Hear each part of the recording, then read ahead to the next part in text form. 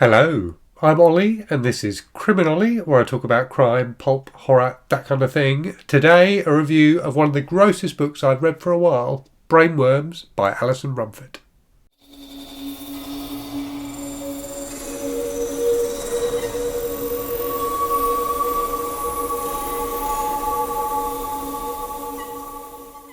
But first, we have a sponsor today, which isn't something that happens very often at all. I turn away loads of companies who want to sponsor my content.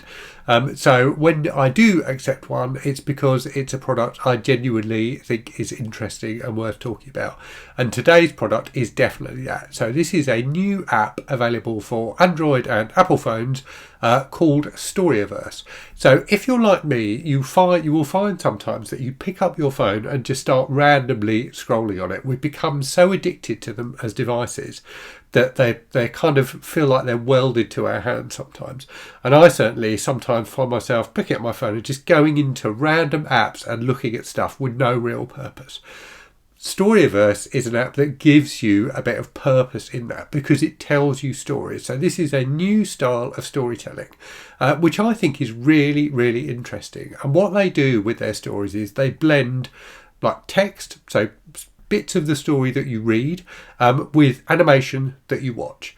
And they do it in kind of a seamless way that works really interestingly. I've been fascinated by the experience of reading, or read watching as they call it, some of their stories. It's really fun, it's engaging, and it's just a different way of experiencing stories. Some of their stories are original stories, some of them are ones that they have adapted from existing short stories. They're working with a load of different animators and writers, including Brian Evanson, who wrote one of my favourite stories in the Anti-Boogeyman anthology that I reviewed a little while ago. So, there are writers whose names you will recognise working with Storyverse. The app design, and I'll put it up here so you can see it, the app design is really, really simple. It's really nicely done, easy to navigate. You can favourite stories, you can bookmark stories and things like that, and it keeps a track of what you have watched. And the way it works is really simple. So let me show you one of their stories, The Kelpie. So this is like a kind of feminist fairy tale fantasy story, which I really enjoyed. The animation style in this one feels like kind of a 70s Disney movie.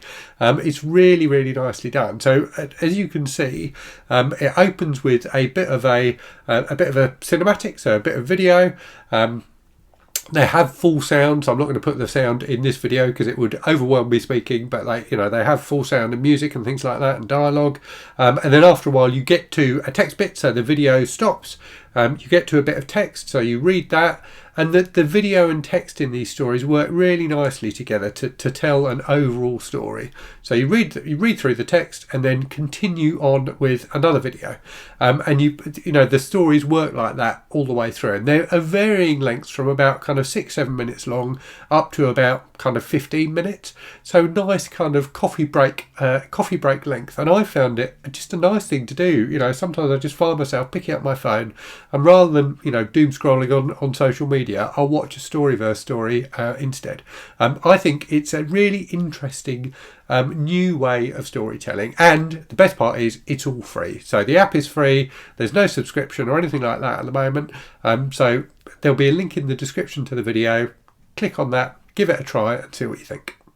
Okay, so on with the review. So Brainwyrms is an interesting book. So it's the second novel from Alison Rumfitt, who's an author who's relatively local to me. She lives in the next big city to me, Brighton.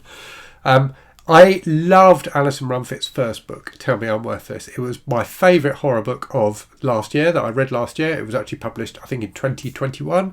Her second novel came out last year, so it came out in 2023. I didn't love this as much as Tell Me I'm Worthless, but I did think it was really interesting, and it's definitely worth reading if you like to read kind of experimental horror. If you like to read horror that's a bit different from the mainstream, this is definitely worth a read. Alison Rumfitt is a trans author. Tell Me I'm Worthless, definitely had a lot of kind of thematic content about what it's like to be trans. Brainwyrms does as well. There are definitely some similarities between the books. Both have trans women as their main characters, and both are set against the kind of backdrop of that whole debate that is going on, globally, I think, at the moment, but certainly it feels like, particularly in the US and the UK, about trans rights versus women's rights. And in this book, the main character, the place that she works at is bombed by a turf, basically, at the start of the book. So it has an act of kind of anti-trans terrorism at the start of the book.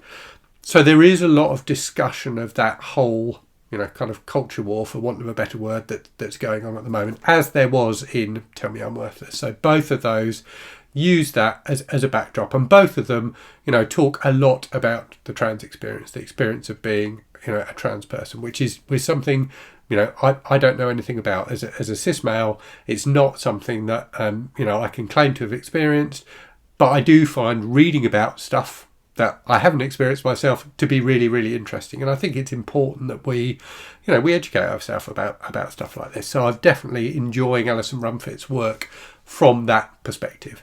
So what both the books do, but what Tell Me I'm Worthless and Brainwyrms do, is they layer a horror story, horror elements onto that backdrop of, being about the culture war and being about the trans experience.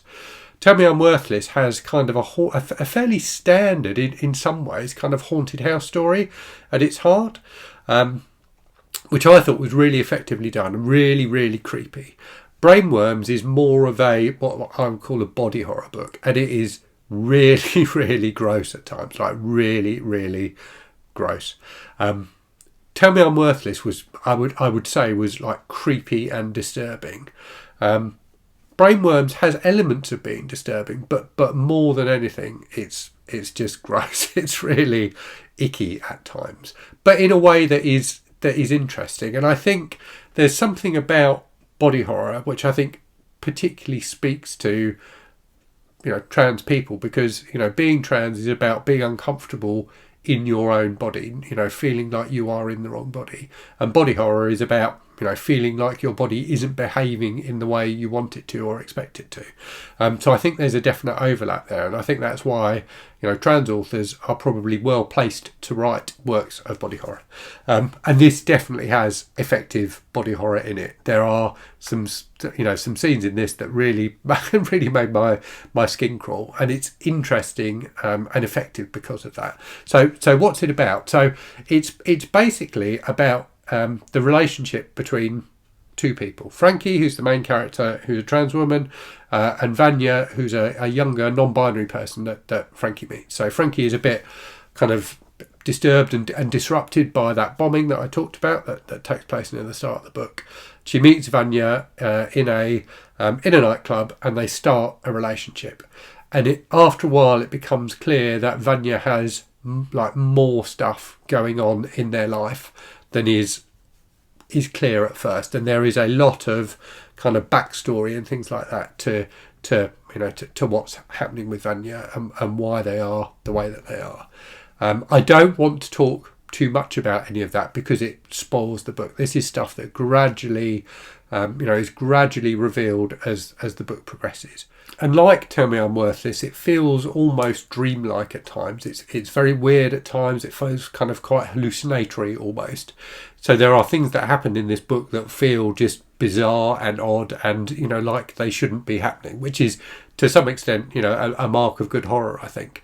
But Alison Rumfitt has a talent for kind of lifting you out of the events almost and making you feel so bewildered by what's going on that you get confused, but in a positive way, if that makes sense. I found that with this book and with Tell Me I'm Worthless, that there were scenes where I almost felt like I didn't really know what was going on, but that was okay. That was part of the experience. I think that's an interesting talent for a horror writer to have, and definitely one that Alison Rumfitt has. So yeah, it's an interesting book. I think to an extent it probably suffers a bit from similarities to Eric LaRocca's book, Things Have Gotten Worse Since We Last Spoke. There's definitely some kind of thematic similarities between the two. I personally preferred Brainwyrms. I thought Things Have Gotten Worse Since We Last Spoke I enjoyed. I thought it was an interesting book. I didn't feel like it went far enough. I felt like it kind of got to a certain point. It kind of kept on kind of ramping up the tension and disturbing this, and then didn't go all the way with it. Brainwyrms definitely goes all the way with it. So it's really interesting in that respect, and satisfying in kind of a gross way, in that it doesn't pull any punches. It gives you what you expect. It does take a while to get there, and it only gets really crazy in kind of the final third. But it's, in my opinion, it's worth sticking with it. And I do think, as I said at the start, that there's some stuff in this book that's interesting and important, and worthwhile reading as well. Just about the lives of people who are different from ourselves, or different from myself anyway. So I think it's an interesting book to read from that perspective as well, and I'm definitely looking forward to seeing what Alison Rumfitt does next. So I hope you found that interesting today. Let me know if you've read Brainwyrms, or indeed Tell Me I'm Worthless, and what you thought of them. Do check out Storyverse. There's a link to it in the description for the video. And as always, thanks very much for watching. Hope you're safe and well out there. Hope you're reading good stuff, and I'll speak to you again very soon. Cheerio.